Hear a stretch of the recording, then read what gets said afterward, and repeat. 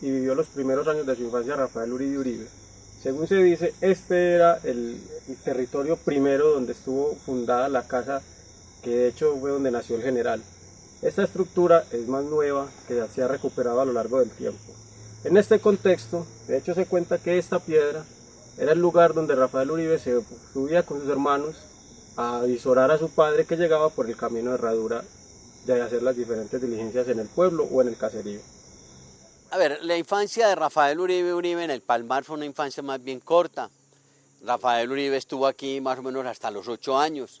Ya era de una gran preocupación por parte de doña María Luisa, de que ya Rafael a los 8 años y no había podido integrarse a una escuela, cuando ya Heraclio sí lo habían tenido en la educación primaria en Medellín. A Rafael tocaba llevarlo cuanto antes a educarlo. Pero hasta los 8 años más o menos estuvo aquí Rafael cuando la familia decidió trasladarse para Medellín a vivir allá. No quiere decir que desde esa época hubieran salido de Palmar.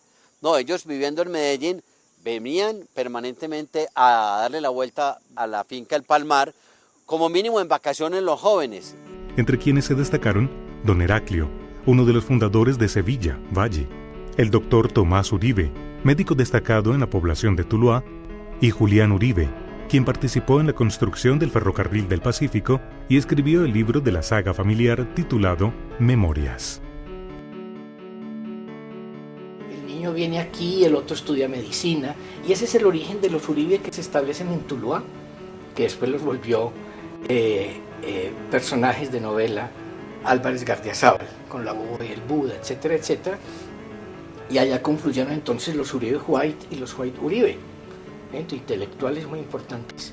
Julián Uribe y Heraclio empezaron a trabajar con Robert White, a aprender, porque esto no era cosas de academia, aquí no había universidades para poder enseñar que eran ingenieros ferroviarios, sino que eran en el campo donde se daba la instrucción.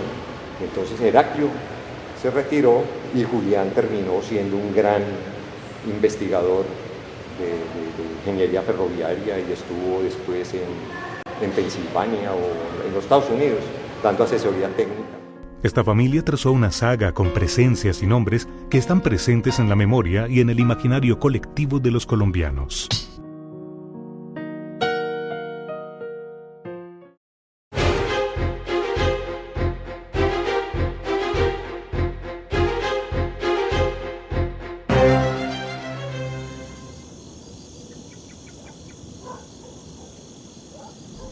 Rafael Uribe Uribe fue ante todo un agricultor, sembrador, no solo de café, sino de ideas.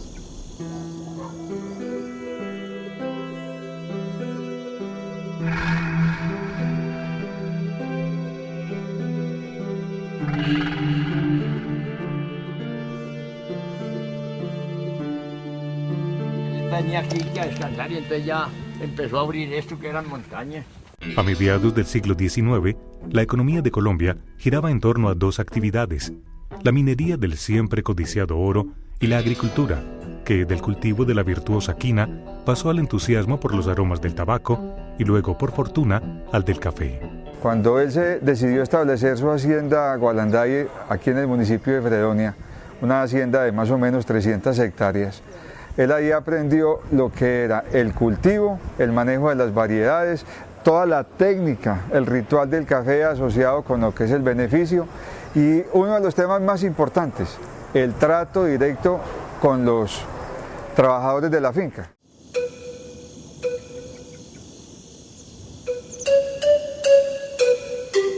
Del general Rafael Uribe Uribe, aquí hablaban muy bien los empleados. Recuerdo a un empleado, Miguel, que ya desde mucha edad, él lo recordaba como un personaje importantísimo, de muy buen genio, de muy caritativo, muy especial con todos los agregados, con toda la gente que vivía acá, porque esto aquí tenía alrededor más o menos de 18 casas de agregados. En 1892 fundó la hacienda Gualanday, en el municipio de Fredonia, herencia directa de su familia y de sus antepasados. Con su diligencia de hombre emprendedor y visionario, logró transformar la inhóspita selva en ricos cafetales. La hacienda Gualanday toda la vida desde que yo la conocí cuando viajaba muy joven con mi papá a ella. Toda la vida fue un modelo agrícola para Colombia en varios campos. Eso le permitió a él sensibilizarse con los temas del café, de ahí que cuando él pudo ya después convalidar su experiencia y con otros temas cafeteros y más la experiencia de Brasil, le permitió hacerle al país una serie de propuestas cafeteras que muchas de ellas se han implementado en el tiempo y algunas de ellas todavía tienen vigencia hoy como propuestas. La finca, fuera de tener la parte cafetera, tenía la caña de azúcar y se hacían las moliendas que fueron tradicionales también en su época, en que las moliendas se amanecía en ellas hasta terminar toda la recolección que se había hecho la caña, todo el proceso. El ensayo sobre el maíz es una de las páginas más luminosas de Uribe, en el cual dice: en Antioquia las señoras no tienen ni vocación por el bordado, ni vocación por la costura, ni vocación por tener cerca de su casa elementos de alimentación, porque el hacer arepas por la mañana, al mediodía y por la tarde le lleva el tiempo.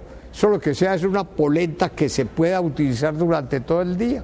Por eso casi lo asesinan aquí en Bogotá, aquí en Antioquia. No, esto es un atentado contra el maíz. No es un atentado contra el maíz, es un atentado contra la forma del trabajo que tenían que cumplir las mujeres. Suerte que no hubo tema que no tratara, no hubo tema que no tratara. Las constantes transformaciones que experimentó la economía del país y los rumbos casi siempre inciertos y experimentales que tomó fueron una inquietud constante en la mente de este hombre, alucinado por la idea del progreso de la nación. Por su avanzado pensamiento social, muchos lo consideran el precursor del derecho laboral colombiano.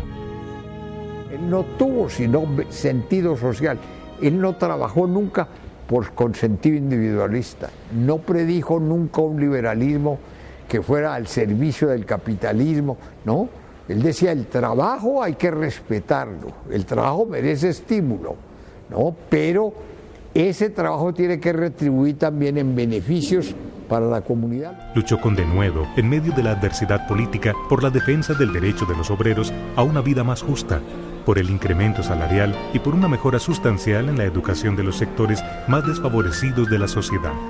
Es decir, cuando el general Uribe hablaba de la protección social, estamos hablando de que en Colombia el pensamiento en general en ese aspecto se vino a empezar a imponer a partir de los años 40 para arriba, y él empezó a hablar de eso del año 14 para atrás.